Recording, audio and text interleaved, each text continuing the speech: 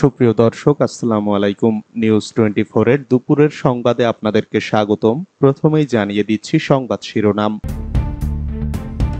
মিয়ানমারে ফেরত পাঠানো হলো 288 সেনা ও বিজিপি সদস্যকে।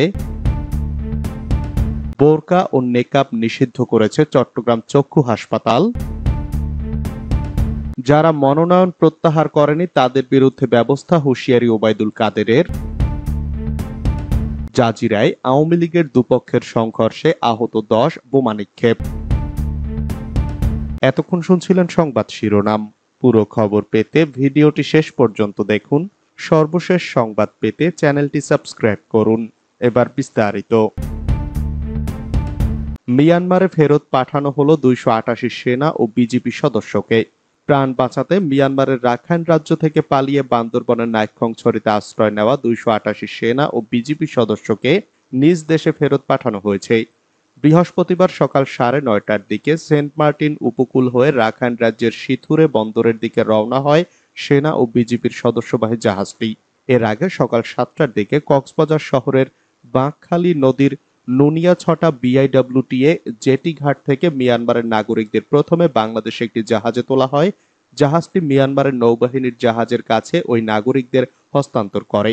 গতকাল বুধবার দুপুরে একই জাহাজে করে দেশটির কারাগারে সাজার মেয়াদ শেষ হওয়া 173 জন বাংলাদেশিকে ফিরিয়ে আনা হয়।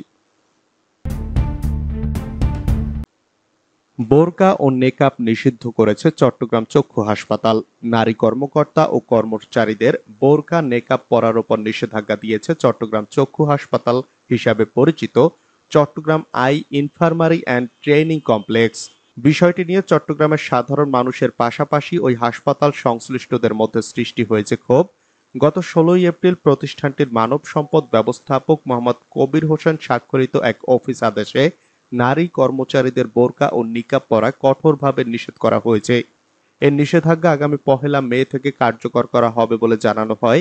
Uniform policy, dress code, personal appearance standard এবং গ্রুমিং কোড শিরোনামের 3 পৃষ্ঠার অফিস আদেশটিতে বলা হয়, আমাদের গ্রাহকদের কাছে একটি ইতিবাচক পেশাদার ভাবমূর্তি তৈরি করতে এবং রোগী ও জনসাধারণের আস্থা বাড়াতে এবং প্রাতিষ্ঠানিক শৃঙ্খলার একটি অংশ হিসাবে ব্যবস্থাপনা কর্মীদের জন্য একটি নির্দেশিকা তৈরি করেছে সিআইটিসি।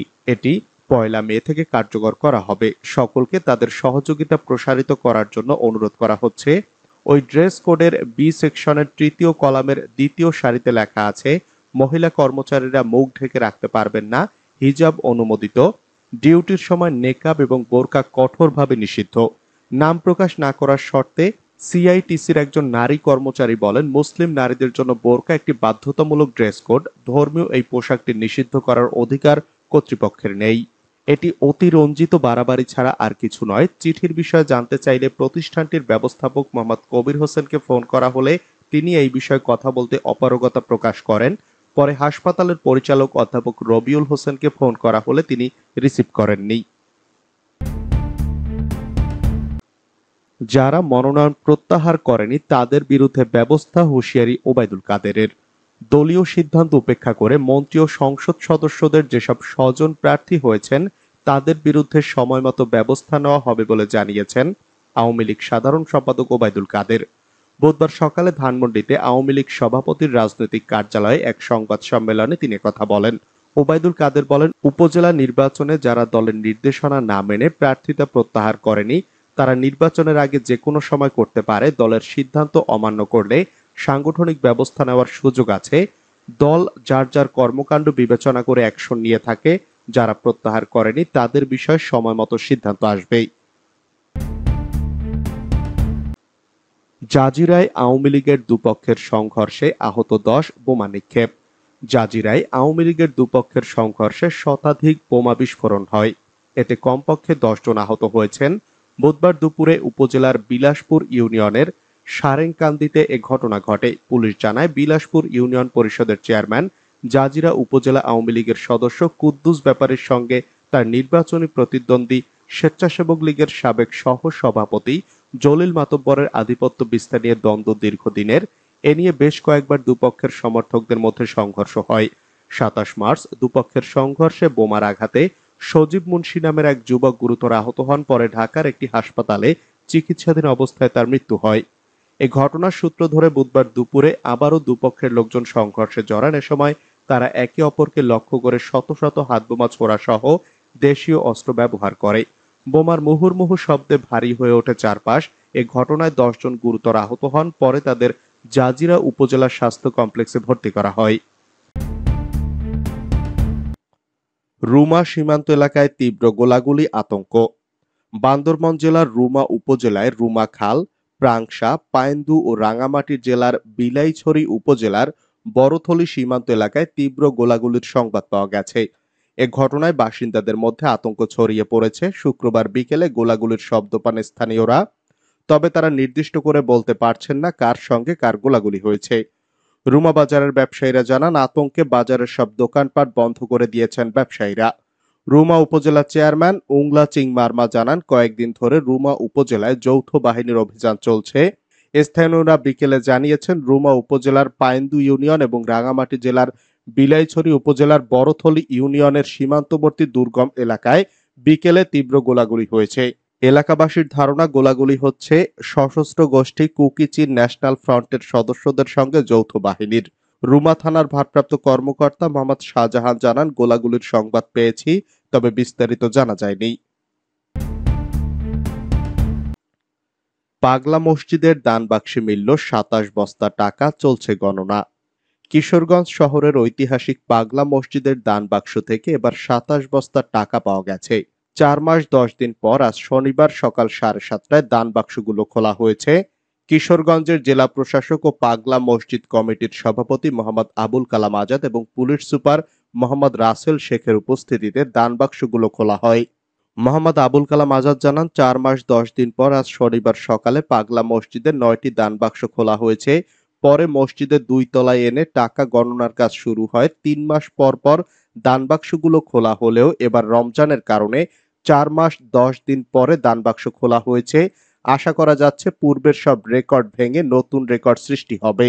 টাকা গণনা কাজে অতিরিক্ত জেলা ম্যাজিস্ট্রেট মহুয়া মমতাজ, মসজিদের পেশ ইমাম মুফতি খলিলুর রহমান ও রূপালী ব্যাংকের সহকারী মহাব্যবস্থাপক রফিকুল ইসলাম, সিবিএ নেতা আনোয়ার পারভেজ সহ মসজিদ ব্যবস্থাপনা কমিটির সদস্য এবং মসজিদ কমপ্লেক্সে অবস্থিত মাদ্রাসা ও এতিমখানার শিক্ষক শিক্ষার্থী সহ মোট 220 জনের একটি দল অংশ নিয়েছেন।